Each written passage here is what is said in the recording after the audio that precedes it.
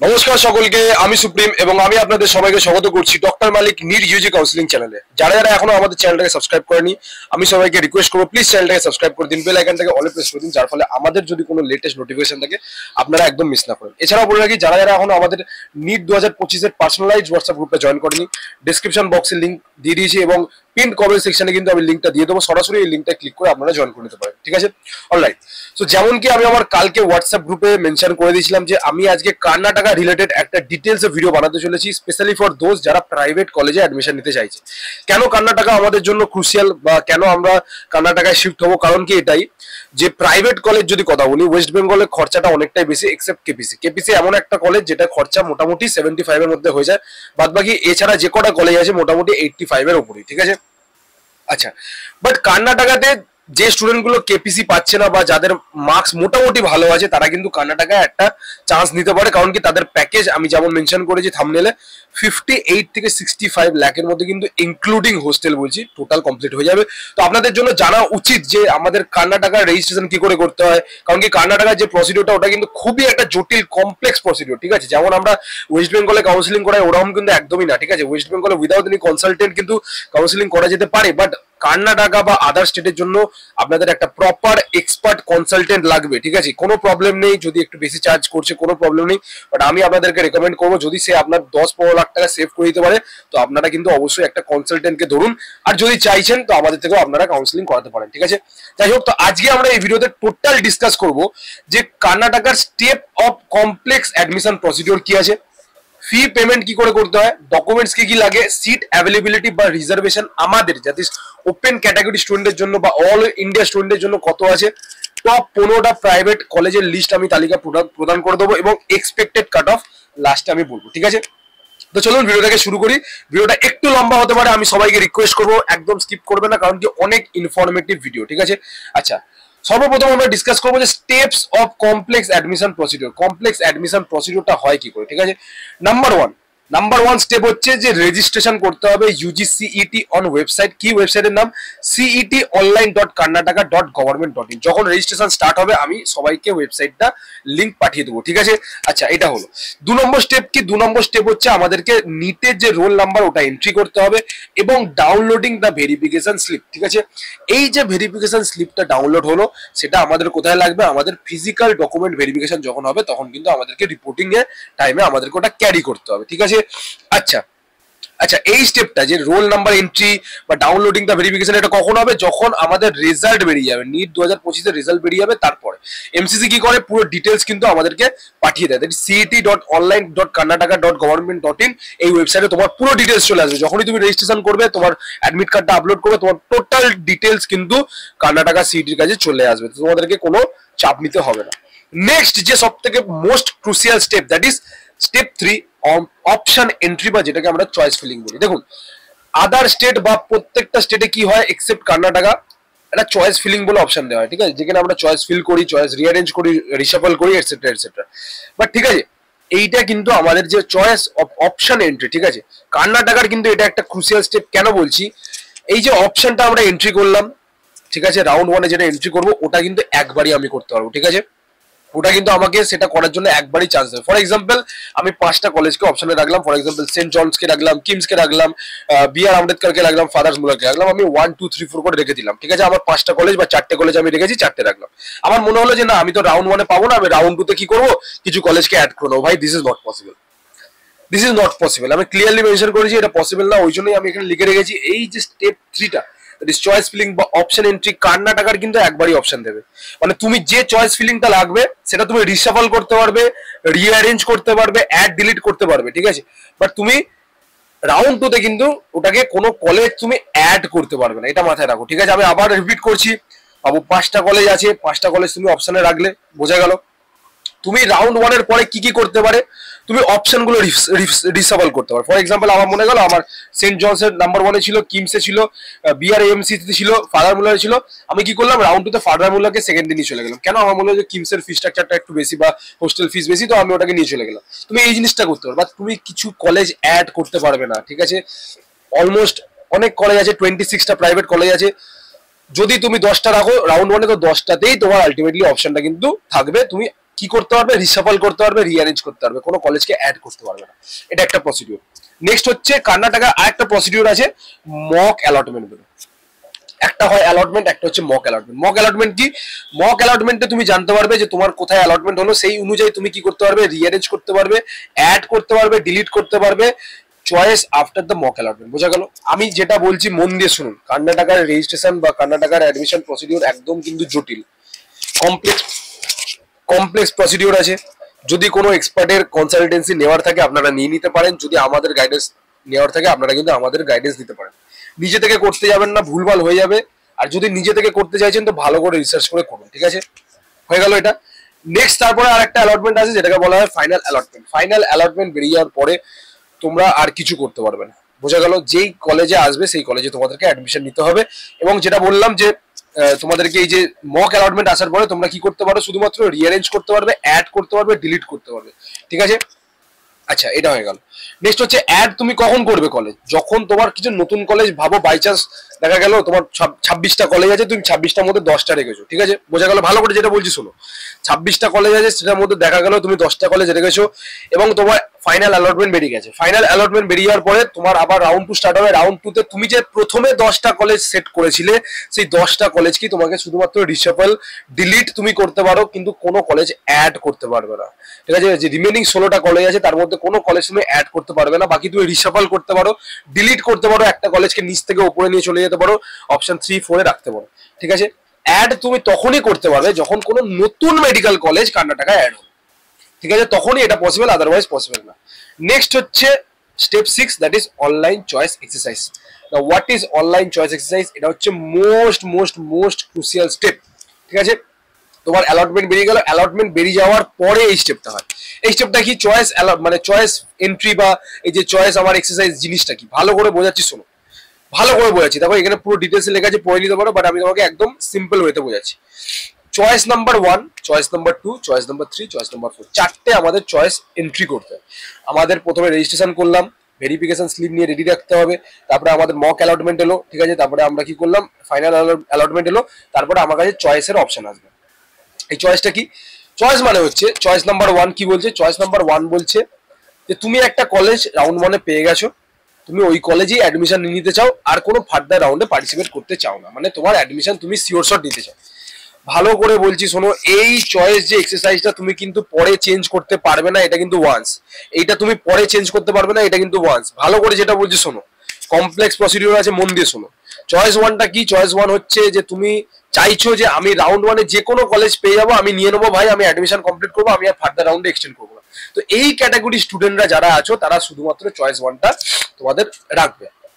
Choice 2 কাদের জন্য? Choice 2 হচ্ছে যে ওই টাইপ অফ স্টুডেন্ট যারা জানে যে আমার রাউন্ড 1 এ হয়তো সিট অ্যালটমেন্ট এসে যাবে, বাট আমি আবার রাউন্ড 2 তে পার্টিসিপেট করতে চাইছি, আপগ্রেডেশন করতে চাইছি, বাট রাউন্ড 2 তে যদি আমি বাই চান্স কলেজ না পাই, আমার রাউন্ড 1 এর সিটটা আমার থাকবে, ওই সিটটা আমার হোল্ড থাকবে। তো এই ক্যাটাগরি স্টুডেন্টরা তখন কি করবে? চয়েস 2টা কিন্তু তোমরা রাখবে। বোঝা গেল? আচ্ছা, চয়েস 3 কাদের জন্য? চয়েস 3 হচ্ছে সেই স্টুডেন্টদের জন্য যারা নিজের রাউন্ড 1 এর রেজাল্ট ডাজন্ট ম্যাটার, মানে আমি পেলাম তো পেলাম, না পেলাম তো না পেলাম, বাট যদি পাই আমি রাউন্ড 2 তে প্রসিড করবোই, এবং রাউন্ড 1 এর যে সিটটা আমি ছেড়ে দেবো, আমি সারেন্ডার করে দেবো। তারা হচ্ছে ক্যাটাগরি নাম্বার 3 বা চয়েস 3 তে পড়বে।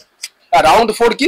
রাউন্ড 4 হচ্ছে শুধুমাত্র আমরা রাউন্ড 1 এ সেই ক্যাটাগরি স্টুডেন্টরা যারা শুধুমাত্র ভাবো যে শুধুমাত্র একবার কর্ণাটকাতে একবার বসে দেখি কি হয়, কর্ণাটকাতে বসে দেখি, যদি এলো তো ওয়েল অ্যান্ড গুড, যদি না এলো আমি ফ্রি এক্সিট করে দেবো। তো সেই স্টুডেন্টরা চয়েস নাম্বার 4টা অপশনে রাখবে। বোঝা গেল? এই হচ্ছে ব্যাপার।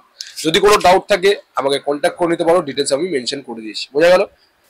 নেক্সট হচ্ছে এবার আমার অ্যালটমেন্ট তো এসে গেল, এবার ফি পেমেন্ট হবে কি করে, টাকাটা দেবো কি করে? দেখো টাকাটা কিভাবে দেবো আমি বলে দিচ্ছি।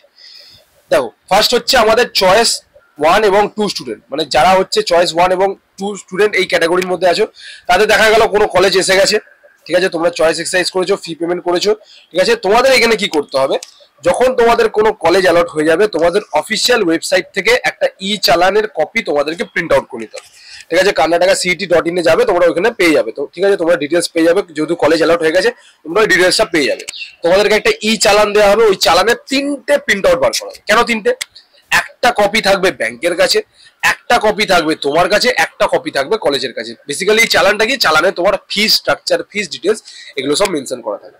আচ্ছা, টাকাটা কিভাবে পেমেন্ট হবে? এই যে চালানটা বার করলে, ঠিক আছে, চালানটা প্রিন্ট আউট তুমি ব্যাংকে গেলে ব্যাংকে দিলে, ব্যাংকে যখন দেবে ব্যাংক কি করবে, ওই টাকাটা তোমার কাটবে বা ট্রান্সফার করবে তোমার ওই কলেজ থেকে, মানে ব্যাংক থেকে কলেজে তোমার ওই টাকাটা ট্রান্সফার হবে। কত টাকা? 12 লাখ টাকা। হ্যাঁ, এইখানে ফার্স্ট ইয়ারের টাকাটা অ্যাডভান্স নিয়ে নেওয়া হয়, একদম স্টার্টিং এ নিয়ে নেওয়া হয়, ঠিক আছে। আর বলছি যদি কেউ অ্যাডমিশন না নেয় তারও প্রসেস আছে, আমি বলে দিচ্ছি কত টাকা কাটবে, কত রিফান্ডেবল নন রিফান্ডেবল ওগুলো আমি বলে দিচ্ছি।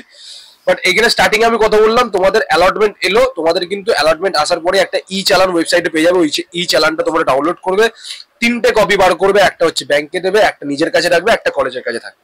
ব্যাংকে তুমি কপিটা দেবে, ব্যাংক রিসিপ্টটা দেখবে, এখানে সব ফি স্ট্রাকচার দেওয়া থাকবে, তোমার ব্যাংকের সাথে অলরেডি আগে থেকে কথাবার্তা বলা হয়ে গেছে। ব্যাংক থেকে কলেজে কিন্তু টাকাটা যে কত টাকা, 12 লাখ টাকা কিন্তু তোমার ট্রান্সফার হয়ে যাবে, ঠিক আছে। ওকে, এটা হয়ে গেল। তারপরে কি হবে, তুমি একটা ওয়েবসাইটেও একটা রিসিপ্ট পেয়ে যাবে, প্লাস হচ্ছে ব্যাংকও একটা তোমাকে রিসিপ্ট দেবে।